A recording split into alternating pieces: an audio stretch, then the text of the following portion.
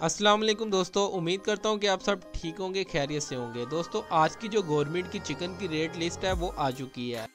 आज का ब्रायलर जिंदा रेट 338 रुपये है। ब्रायलर जिंदा परचून रेट 346 रुपये है। और दोस्तों ब्रायलर गोश्त जो आज हमें परचून की दुकान से फ़ी किलो मिलेगा 519 रुपये। और अंडे की पेटी का रेट 7,650 रुपये है। और अंडे आज हमें किस रेट पर फ़ी दर्जन मिलेंगे 259 रुपये। अगर दोस्तों बात की जाए कि आज बोनलेस का क्या रेट है, बोनलेस का रेट निकालने के लिए दोस्तों आपको ऊपर ब्रायलर जिंदा रेट नज़र आ रहा है 338 रुपये।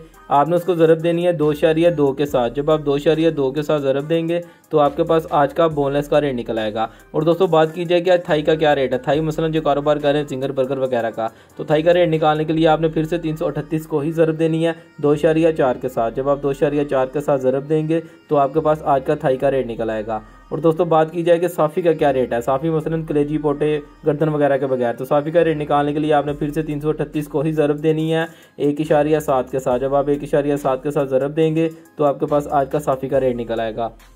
दोस्तों उम्मीद करता हूँ ये वीडियो आप सबके लिए बहुत ज़्यादा हेल्पफुल हुई होगी।